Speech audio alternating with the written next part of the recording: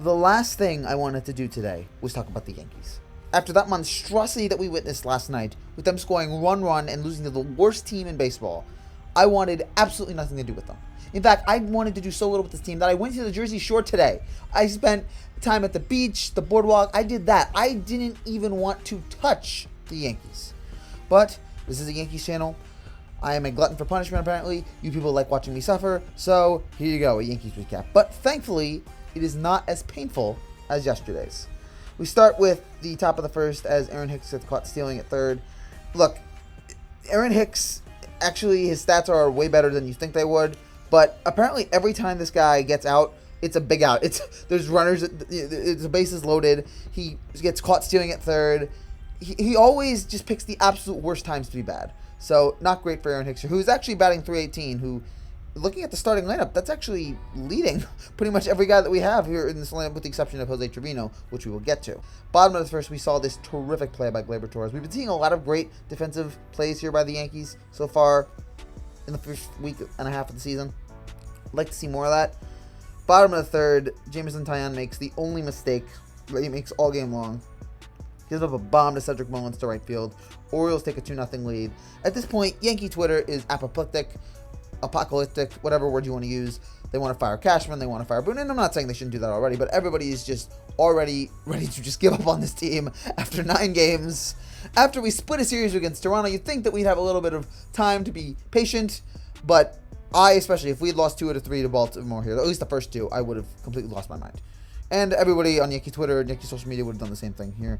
But thankfully, the Yankees were able to avoid that here. But that was the only mistake that it looks like Taillon made here today. And Taillon actually had a very good time today. 4 2/3, 3 hits, 2 earned runs, 2 walks, 69 pitches, 43 strikes.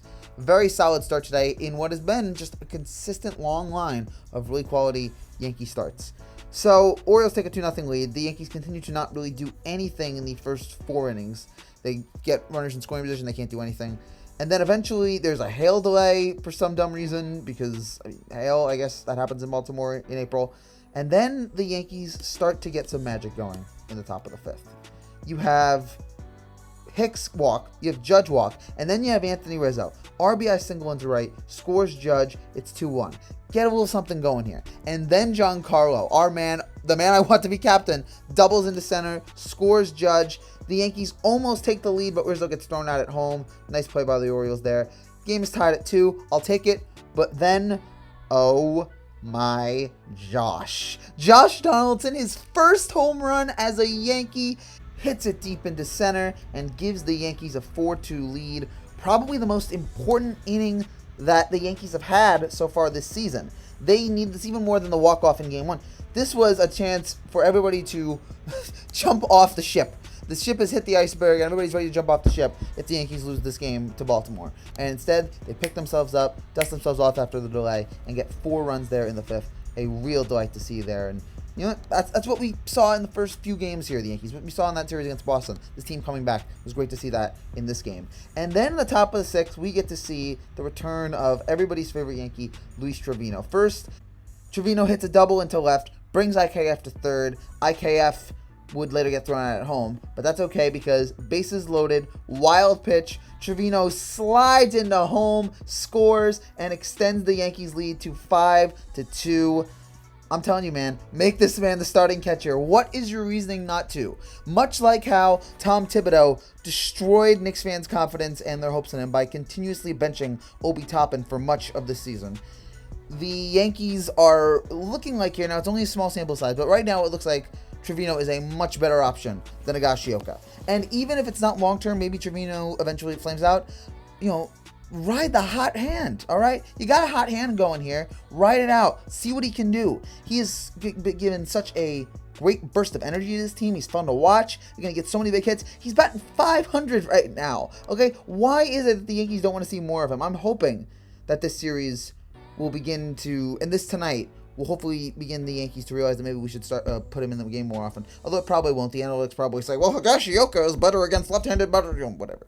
So, but I'm loving what I'm seeing here for Trevino. It was great seeing him tonight deliver that energy that he's been delivering here. And it was just a delight to see. He is so much fun to watch here. First couple games, he's been so much fun to watch him, and a real joy to watch here on this team. So the Yankees stopped the bleeding here tonight against Baltimore. Just looking at the stat line, great hitting with the exception of Gallo and Torres, who both were 0-1 tonight, and they're both batting in the hundreds, which is a trouble. But Hicks with 2 hits. IKF and Trevino continue the Yankees' dominance at the 8 and 9 spots. Judge, Rizzo, Stanton, and Donaldson all get hits. Donaldson, of course, with a huge home run. And another solid pitching performance all around from Tyon. Sears was great. Michael King, really, you're making an argument this guy should be the closer. Appreciate this Yankees bullpen, folks. You don't know how much longer it's going to be this good or what it's going to look like next offseason. Appreciate how many guys in this bullpen can throw absolutely filthy stuff. So this was a much-needed victory for the Yankees. I said that a lot after losses. This was much-needed because, gosh, Yankees fans would have absolutely lost it if they had lost to Baltimore here 2 in a row. This is an important win, and now tomorrow, let's finish it off. Let's get the series win. Let's calm down a little bit, and let's move forward because we cannot afford to lose to Baltimore again. That's what killed us last year. Let's not do it this year. That's it for now, guys. Thank you guys so much for watching. If you're new to this channel and you like what you see, make sure you subscribe down below. Sorry that this video was not the same as my normal Yankee Recaps videos, but again, being on vacation, it's a little difficult. It'll probably be the same tomorrow, but definitely expect Tuesday to be back to the normal Yankee Recaps that we do. Thank you guys so much for watching. I will talk to you later. Take care. God bless.